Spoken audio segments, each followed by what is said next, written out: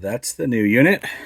That's the old one mounted upside down, which is fine for where the wires need to run. And so we're going to replace this guy. Never do this again.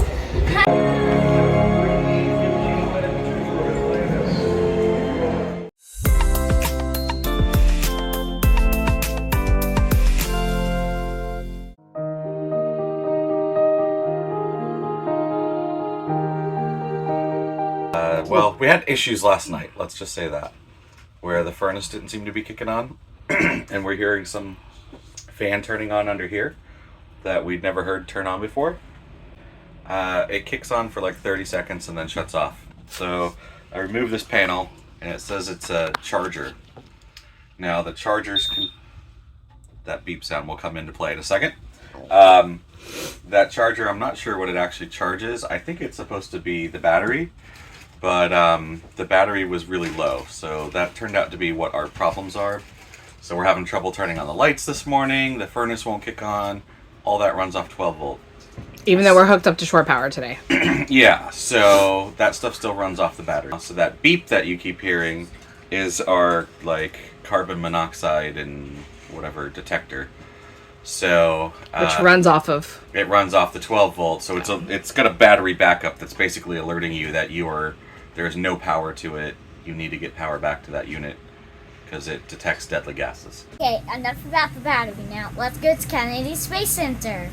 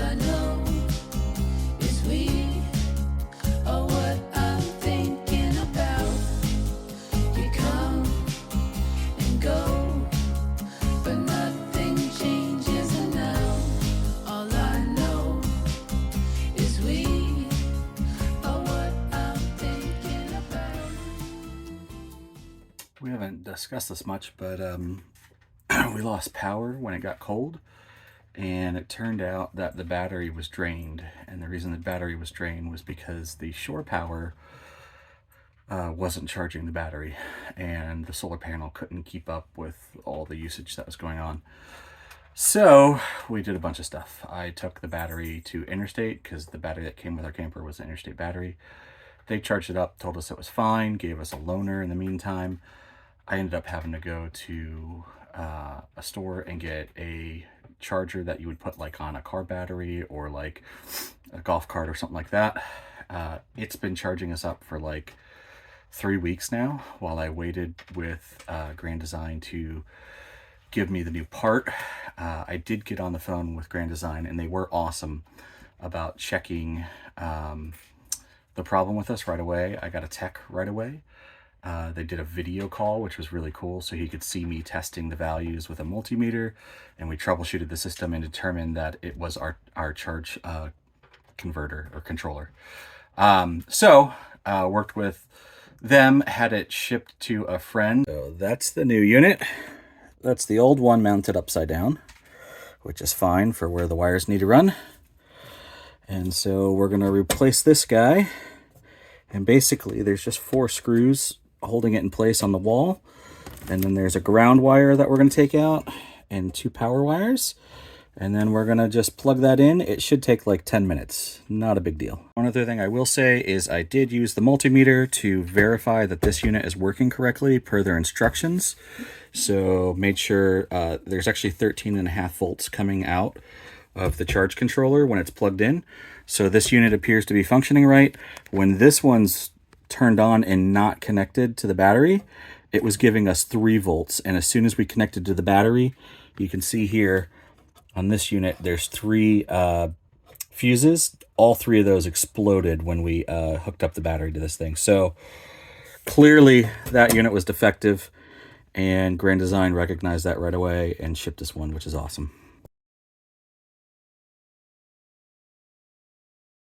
All right, I pulled the old unit out, which made disconnecting the wires much easier since they were very tightly locked in there. So the old unit's out, and we can swap in the new unit. One thing I will obviously tell you is I did disconnect the battery and I did disconnect the power, the shore power. So Grand Design has a nice feature where there's actually a little battery release that disconnects the battery from the rest of the system, so you don't have to actually disconnect all the wires and everything. So that's a really nice feature because it makes it super fast and you know you're safe. And then of course shore power being off is an obvious must as this thing runs on shore power. So I'm gonna get the new unit in and we'll test it out. All right, so I've got everything hooked up. I got the ground wire on and the two 12-volt wires going out. And we're gonna plug this guy in and then give it a test on the multimeter. Make sure we're getting 13 volts out. All right, so you can't really see there. I'm testing the power. I'm getting out 13.5 volts just like I expect. One pro tip, because I freaked out at first. I had the hold button pressed, and so the hold was not showing. The hold button was not showing accurate values.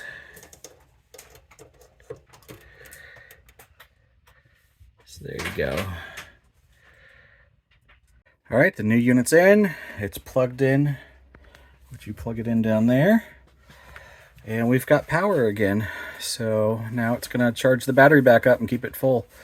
If you have the Grand Design Reflection 312 BHTS right next to the fridge here, and down below this cabinet is where this charge controller is.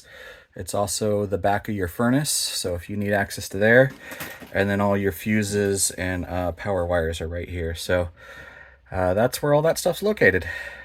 So one thing I haven't figured out is this is our battery display, and it's not showing the battery percentage full anymore like it used to. So if anybody's familiar with this, it's a Furrion battery indicator of how to get that thing reset so it's showing what it's supposed to show. Let us know in the comments. All right, everything's installed, the battery's on. We are good. Couple of notes. Grand Design, based on my interaction with the tech during the video call, determined that I could replace that unit because it was so simple by myself and not void the warranty. So it's something you're gonna wanna talk to your RV company about before you go doing stuff like that. So we did not void the warranty, and they authorized everything. The other thing I wanted to mention is there's a couple tools that made this job a lot easier. The first is a telescoping magnet, and that's just to get the screws that fall. So like those screws are real little and they're in a tight area. So this thing was great to retrieve those screws. The other thing is this nifty little magnetic armband. That's where I put all my screws so that I have easy access to just pull them off one by one to put the cover back on and do all my work. So those two things made it a lot easier, although it's still a really easy install. So I would not be intimidated if you're about to try that. It's super simple. All right, so I got impatient and figured this thing out. So one, if you want to show that your battery's fully charged, you hold the % button and that will reset this indicator. So you got to kind of wait and test and know that your battery's fully charged up before you do that. And then for the amp hours of the battery, because when I reset the percentage, it was telling me 100 amp hours. So if you go to the amp hour screen, which there's several screens to go through, but make sure it says amp hours. And then if you click and hold this button, it'll start flashing, and then you can set the amp hours for your battery. The current battery I have is only 81 amp hours, so I've already set it. Click it, and now it's indicating how much is left. And then of course it'll show you your current voltage, and what percentage of battery that you have left. Now I just reset this. I'll probably reset this again overnight once this charge controller is fully charged up. But yeah, now the battery the battery indicator is reset. All right, guys, that wraps up this episode. If you want to know why my mustache is gone, you'll have to tune in the weeks ahead to see why that is. But I am happy to say it's about a month later after this was filmed, and the battery charger was indeed all of our problems for all the different units, and it's now working great. The reason a regular charge controller like from Walmart or whatever is not going to work to keep your battery going is like I bought a 15 amp charger that ran continuously while that other system was down, as like a stopgap while we were waiting for the part to be shipped to us, and it struggled to keep the battery charged up. The charge controller that we installed is a 60 amp charger, so way more powerful, way more expensive, but that's why your like run-of-the-mill trickle charger is just not going to cut it to keep all your systems going, especially if you're in it full time. All right, that's it. Thanks for watching, and as always, tune in next week.